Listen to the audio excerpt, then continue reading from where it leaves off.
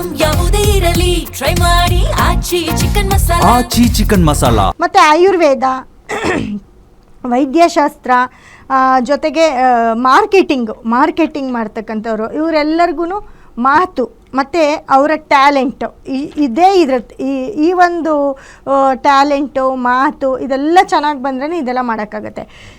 ಜೊತೆಗೆ ನಿಮ್ಮ ಒಂದು ಜಾತಕದಲ್ಲಿ ನೋಡಿ, ನಿಮ್ಮ ಜಾತಕವನ್ನು ಒಂದು ಸತಿ ತೋರಿಸ್ಕೊಳ್ಳಿ. ನಿಮ್ಮ ಮಕ್ಕಳು ಏನು ಮಾಡಬೇಕು, ಮುಂದಕ್ಕೆ ಏನು ಸ್ಟೆಪ್ ತಗೋಬೇಕು, ಅದಕ್ಕೆ ಮುಂಚೆ ಒಂದು ಸತಿ ನಿಮ್ಮ ಮಕ್ಕಳ ಒಂದು ಜಾತಕವನ್ನು ತೋರಿಸ್ಕೊಂಡಾಗ ಅವರಲ್ಲಿ ಈ ಬುಧ ಅವ್ರದ್ದು ಮಿಥುನ ಕನ್ಯಾ ಬಿಟ್ಟು ಬೇರೆ ಯಾವುದಾದ್ರೂ ರಾಶಿ ಆಗಿರ್ಬೋದು, ಬಟ್ ಆ ಬುಧ ಅನ್ನೋನು ತುಂಬ ಚೆನ್ನಾಗಿದ್ದರೆ, ಆ ಒಳ್ಳೆ ಜಾಗದಲ್ಲಿದ್ದರೆ ಅವ್ರು ನೋಡಿ ಫಸ್ಟ್ಗೆ ಕಾಮರ್ಸ್ ತೊಗೋಬೋದು.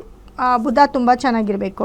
ಮತ್ತು ಈ ರಾಹು ತುಂಬ ಚೆನ್ನಾಗಿದ್ದರೆ ಸೈನ್ಸ್ ತೊಗೊಳ್ಬೋದು. ಸೈನ್ಸ್ ತೊಗೊಂಡಾಗೂ ಕೂಡ ನಿಮಗೆ ವೈದ್ಯಶಾಸ್ತ್ರ ಆಗಿರ್ಬೋದು, ಇದಕ್ಕೆ ಈ ಎಲ್ಲದಕ್ಕೂ ಕೂಡ ಸೈನ್ಸು ಕೂಡ ನಿಮಗೆ ಮ್ಯಾಚ್ ಆಗುತ್ತೆ. ಹಾಗಾಗಿ ಸೈನ್ಸ್ ತೊಗೋಬೋದು. ಮತ್ತು ಗುರು ಚೆನ್ನಾಗಿದ್ದರೆ ಅದರಲ್ಲೂ ಮಿಥುನ ಮತ್ತು ಕನ್ಯಾ ರಾಶಿಯವರಿಗೆ ಗುರು ಚೆನ್ನಾಗಿದ್ದರೆ, ಅವ್ರ ಜಾತಕದಲ್ಲಿ ಗುರು ದಶ ನಡೀತಾ ಇದ್ದರೆ, ಗುರು ಚೆನ್ನಾಗಿದ್ದರೆ ಆಗ ನೀವು ಆರ್ಟ್ಸ್ ತೊಗೋಬೋದು. ಈ ಥರ ಸಬ್ಜೆಕ್ಟ್ಗಳನ್ನ ತೊಗೊಂಡಾಗ ನೀವು ಮುಂದಕ್ಕೆ ಏನು ಮಾಡಬೇಕು ಅನ್ನೋದನ್ನು ಇದ್ರ ಮೇಲೆ ಡಿಪೆಂಡ್ ಆಗುತ್ತೆ, ನಿಮ್ಮ ಜಾತಕದ ಮೇಲೆ ಡಿಪೆಂಡ್ ಆಗುತ್ತೆ. ಸೊ ಒನ್ಸ್ ನಿಮ್ಮ ಜಾತಕವನ್ನು ತೋರಿಸ್ಕೋಬೇಕಾಗುತ್ತೆ. ನೋಡಿ, ಮಿಥುನ ಕನ್ಯಾ ರಾಶಿಯವ್ರಿಗೆ ಯಾವಾಗ್ಲೂ ಬುಧ ಅಧಿಪತಿನೇ ಆಗಿರ್ಬೋದು, ಆದರೆ ಬುಧ ಕೆಟ್ಟಿರಬಾರ್ದು. ಇವಾಗ ಮಿಥುನ ಕನ್ಯಾ ರಾಶಿಯವರು, ಆ ರಾಶಿಗೆ ಬುಧನೇ ಅಧಿಪತಿ, ಬಟ್ ಅವನ್ನೆಲ್ಲ ಒಂದು ಕಡೆ ಅವ್ರ ಜಾತಕ ತೋರಿಸ್ಕೊಂಡಾಗ ಅವ್ರ ಜಾತಕದಲ್ಲಿ ಕೆಟ್ಟಿರ್ತಾನೆ.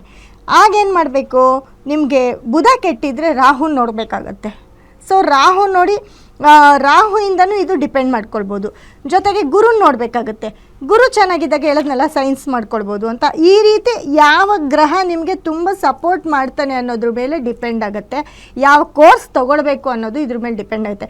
ಈ ಥರದ ಕೆಲಸದಲ್ಲಿ ಮಿಥುನ ರಾಶಿಯವರು, ಕನ್ಯಾ ರಾಶಿಯವರು, ಅದರಲ್ಲೂ ಬುಧ ಭುಕ್ತಿಗಳು ಬಂದಾಗ, ಬುಧ ದಶೆ ನಡಿಬೇಕಾದ್ರೆ ಅಥವಾ ಗುರು ದಶೆ ನಡಿಬೇಕಾದ್ರೆ ಅದರಲ್ಲಿ ಬುಧ ಭುಕ್ತಿ ಬಂದಾಗ ನಿಮಗೆ ಈ ಒಂದು ಏನು ಚಾರ್ಟೆಡ್ ಅಕೌಂಟು CA ಮಾಡಿಕೊಂಡ್ರೆ ತುಂಬ ಚೆನ್ನಾಗಿ ಓದ್ತಕ್ಕಂಥದ್ದು, ಅಥವಾ ಯಾವುದಾದ್ರೂ ಎಕ್ಸಾಮ್ಸ್ ಬರೆದಿದ್ರೆ ಪಾಸ್ ಆಗ್ತಕ್ಕಂಥದ್ದು, ಬಿಸ್ನೆಸ್ ಮಾಡಬೇಕು ಅಂದರೂ ಕೂಡ ತುಂಬ ಬುದ್ಧಿ ತುಂಬ ಚೆನ್ನಾಗಿರಬೇಕು. ಯಾಕಂದರೆ ಬಿಸ್ನೆಸ್ ಅಂತ ಬಂದಾಗ ಯಾವಾಗ್ಲೂ ಹೆವಿ ಟ್ಯಾಲೆಂಟು.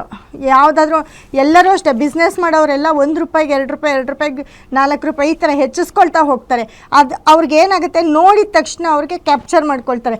ಇದು ಇಷ್ಟಕ್ಕೆ ಮಾಡಬೇಕು, ಇದು ಈ ರೀತಿಯೇ ಮಾತಾಡಬೇಕು. ಬಿಸ್ನೆಸ್ ಮಾಡೋದು ಅಂತಂದರೆ ಅದ್ರಲ್ಲಿ ಮಾತುಗಾರಿಕೆ ಕೂಡ ಇರುತ್ತೆ.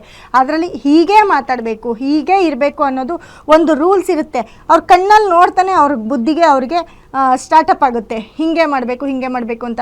ಇವಾಗ ನೋಡಿ, ಇವಾಗ ಆ್ಯಕ್ಟಿಂಗ್ ಅಂತ ಹೇಳ್ತೀವಿ, ಅದು ಶುಕ್ರ ಚೆನ್ನಾಗಿರಬೇಕು.